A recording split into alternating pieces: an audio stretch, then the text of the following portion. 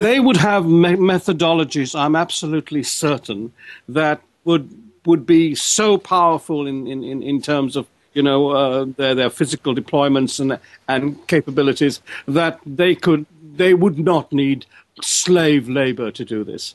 And I think that's where I have a little bit of a reservation about Sitchin's ideas. I think that these beings are so far ahead that they really want their own capacities themselves to be improved. And I think we have this methodology of continuation, this incredible thing. I don't know why people can't see the value of our status as living human beings. Because if we really do measure this and understand this, we would never hurt another human being. Well, some people say that... And I don't want to sound like some priest saying this, Ian, but you know, that is something that each human being has to understand, if you like, to give us a chance of some kind of our own awesome surviving with each other. I don't think we do. We take each other for granted. We're just another spindly thing on the road that we don't know and whatever and so forth. We don't realize that we all have an origin in something marvelous. And in fact, the great Christian teacher Christ, for instance, said, "Don't ye know ye are gods?" I was about to say that to you then, actually. Yeah. So, people don't realise it. I mean, the way that we live today, people are kind of dumbed down and oppressed, aren't they? Absolutely. You know? And every single honcho out there, if you like, to me, has that potential to be a god. If but they can understand past all the nonsense that we've been fed and the trends that we are being fed and the systemic prisons we are put politically and whatever in our societies and so forth, something seems to have happened to intercede within our frame of reference. Yes, if we don't make it, we will we will lessen in our kind of potential to form species. We'll go from a wondrous being down maybe to this hominid, you know, if you see what I'm trying to say, and we will be on our way out in the universe. That's true. But as long as we can make a choice and think between two narrows, i.e., we can add or we can subtract. Add, we can love. Subtract, we can hate, if you see what I'm trying to say. Very simple thing. I always like to show my little grandchildren by taking a piece of paper and showing them, God is the piece of paper whole and the devil is the piece of paper as I split it in two. It's very simple thing to try to give them an idea, you know, that togetherness in one place is far more information there than the complexity of 2 points. To deal with, if you see what I'm trying to say, with half the information. Just something else I want to bring up as well. This was a controversial idea in your book as well, and it's around with to do with genetics. The white people are not actually, or the Caucasians are not protected against the experiments, but the black people are. So they're more sort of, in a way, you know, you've got these prejudices in society that's kind of oppressed them through, you know. I think it's just quite simply something they discovered about melanin, the pigment, that, you know, we all come from the African Eve, they say. Now, they lived in the plains of Africa under the bright sun, and as you know, melanin is a protector against sunlight. You know, it protects us from dying, basically, if we had to have sunlight all the time. You go out in the sun with a fair complexion, and I don't think there's anything racial in this at all.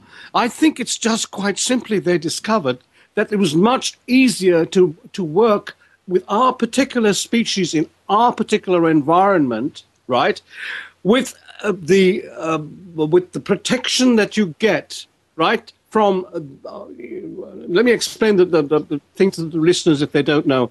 The nucleus of the cell in our bodies, it's actually John Biggerstaff's subject, and maybe John can explain this thing to you better than I can. Yes, the concept of the melanin itself, I mean, if one looks back in terms of their genetic experiments themselves, I mean, Nigel theorizes really that, say, many thousands of years ago, they really sort of altered, they made a genetic alteration or several genetic alterations, and then with these alterations, they put their experiments like we would in different petri dishes. They put them into different parts of the world and see what the results were of those genetic experiments.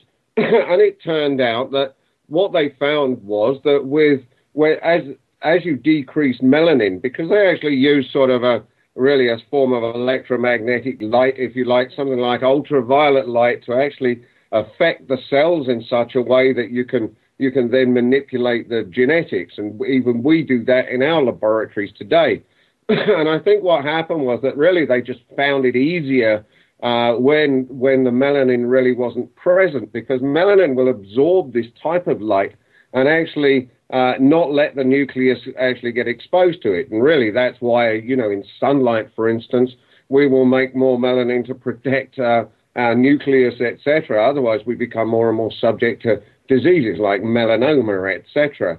And so I think what's really going on here is that although the white, if you like, phenotype, the lack of melanin around the nucleus of the cell may in fact make us more susceptible to such effects, it really isn't just a purely racial effect all on its own. It's really to do with the distribution of that molecule. Absolutely. And you see, as I understand it, there is a plasma, there is a membrane around the nucleus of the cell.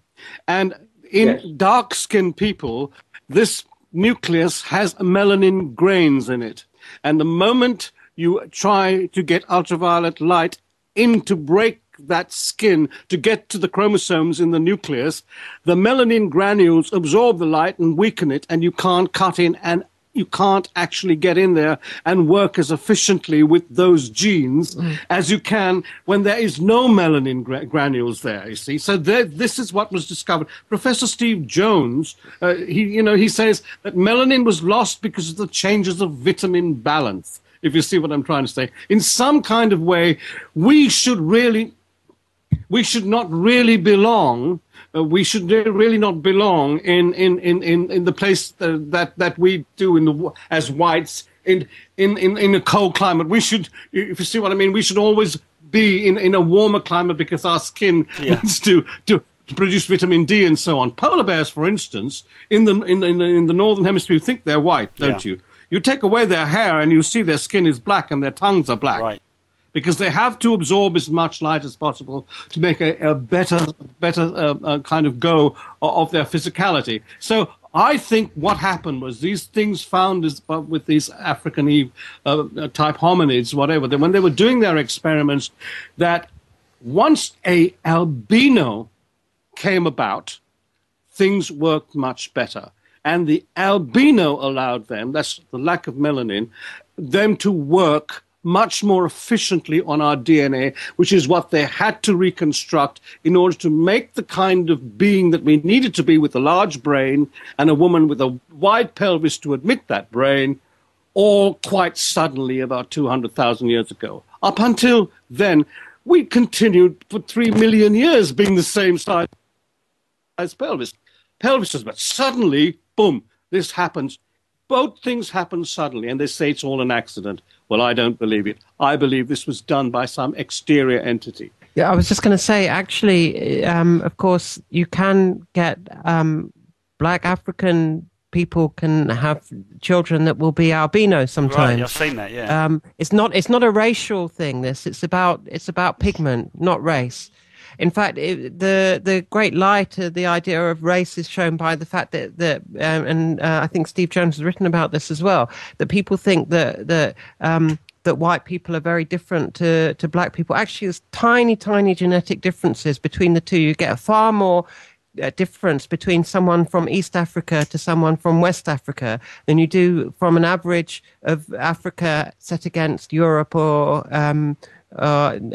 somewhere where people are white or paler. But the chilling thing about this, though, Ian, and that's where the thing that the thing that was written in the book was trying to point in the direction of, and that is that some abduction experiences describe being in these ships or whatever this place is that they're taken to, and when they look at, they go into these large chambers or whatever, and hanging there like sacks of meat, like these big sides of beef, are some kind of, encapsulated form in some kind of rubbery mechanism membrane.